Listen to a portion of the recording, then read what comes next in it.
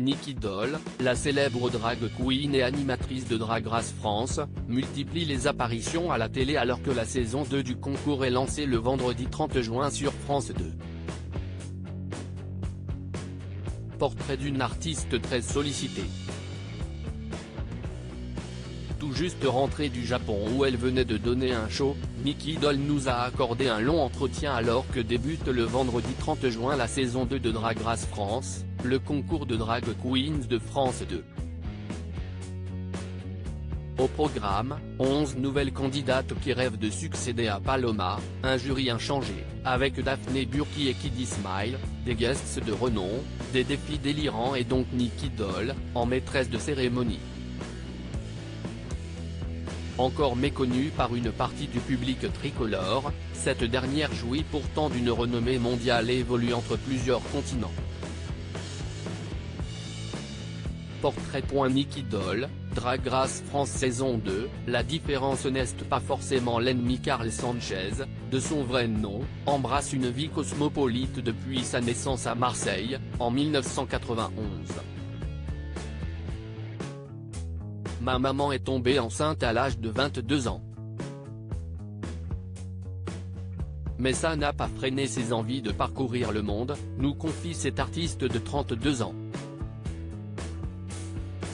De son enfance à Saint-Martin puis de son adolescence à Tanger, Carl garde un souvenir contrasté, c'était difficile d'être toujours le nouveau de la classe et de ne jamais se faire d'amis de longue date. Mais ça m'a enrichi car j'ai pu découvrir plein de cultures et comprendre que la différence n'est pas forcément l'ennemi. Aux Caraïbes puis au Maroc, jugé trop efféminé, le jeune homme essuie colibet et insulte. Il s'évade à travers les mangas japonais et se passionne pour les défilés de mode de Thierry Mugler. Drag Race France, le nom de Nicky Doll inspiré d'une star internationale à 18 ans, Carl Sanchez débarque finalement à Paris. Je ne connaissais encore rien du milieu homo et du monde de la nuit, se souvient celui qui, gamin, rêvait de devenir chanteur et faire de la scène. Le déclic a lieu en juin 2010, lors de la marche des fiertés. Ce jour-là, j'ai voulu me réapproprier toutes les insultes que j'avais reçues.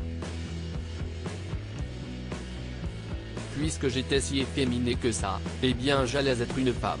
En me travestissant, j'ai vu le changement de perception dans le regard des gens. J'ai compris qu'il y avait quelque chose à faire. Nicky Doll était née, je me suis créé ma propre super-héroïne.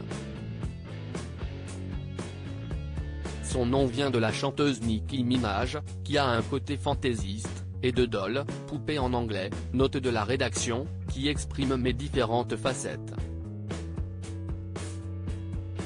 Nicky Doll, Drag Race France fait bouger les choses. Cette extension de Carl permet au jeune homme de pleinement s'accepter.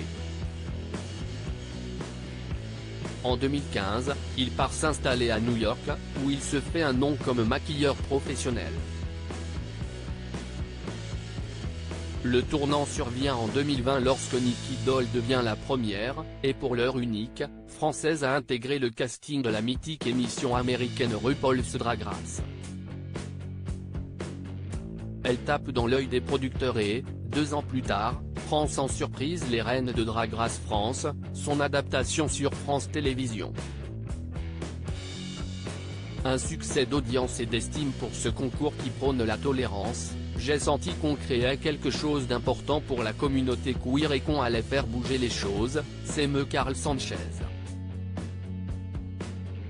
Pari réussi, l'avenir est à lui. Nicky Doll incontournable sur France Télévisions. Pour preuve, Nicky Doll a co-animé le samedi 24 juin sa première émission en prime time avec Stéphane Bern lors de la grande soirée des cabarets, un divertissement de France 2 qui a mis à l'honneur les plus grands cabarets français avec 200 artistes sur scène. Nicky Doll a également mis en boîte Les Voyages de Nicky, une formidable série documentaire de France 5 qui nous fera découvrir la culture queer de plusieurs pays, Inde, Mexique, Grèce et Japon. La diffusion est prévue cet été.